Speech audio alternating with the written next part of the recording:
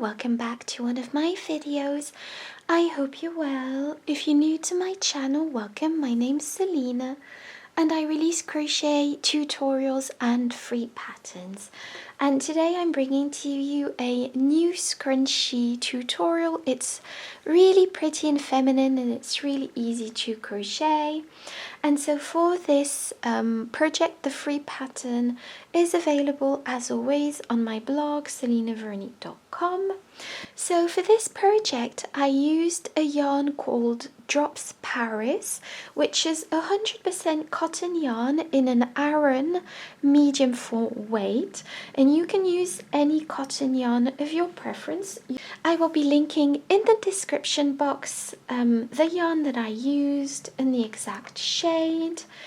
You will also be needing a 5mm crochet hook, a pair of scissors and a tapestry needle. You will also be needing a simple elastic band around which we are going to be working. I will be linking all of my materials in the description box also. I will be speaking in US terms with British terms in brackets, and don't forget to like, comment and subscribe if you enjoy this video. Okay, so to begin this tutorial, just take your yarn and attach it to your elastic band. So I'm just going to do that, and I'm gonna create a double knot. So just do that, and now take your crochet hook and chain one around your elastic band. And what we are going to be doing is placing single crochets all across the width of this elastic band, and so this first chain does not count as a stitch. What you are going to be doing is popping your hook directly here, pull up a loop. You have 2 loops on your hook, take your yarn and pull through 2 loops, and that creates a single crochet. And just create single crochet after single crochet on this elastic band, and just place as many as you like. I am going to be tightening this up as I go, so yes, just go ahead and place as many single crochets as you want, and yes, I'll be right back. So like I said, just place your single crochets. I'm just showing you how I've just scrunched up my single crochets as I go. So just carry on placing those, and then I'll show you how to finish off this first round.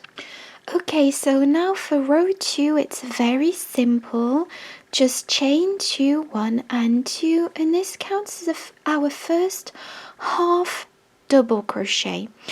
Okay, so now that you've chained 2, just go ahead and place a second half double crochet into this first stitch. So wrap your yarn around your hook, go into the stitch, pull up a loop. You have 3 loops on your hook, take your yarn and pull through all 3 loops, and that creates a half double crochet. And obviously the first chain 2 counts as a half double crochet, so that creates our first stitch with 2 half double crochets together. Now go into the next stitch and place 2 half double crochets into that, and go into the next stitch and place 2 half double crochets into that, and into the next stitch, and just carry on with this pattern, placing 2 half double crochets together in one stitch until you reach the end of this round, and then I'll get back to you.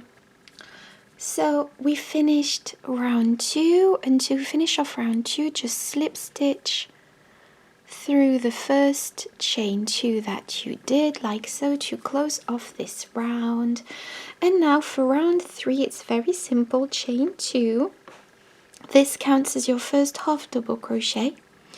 And now go into the next stitch with a half double crochet, and into the next stitch with a half double crochet,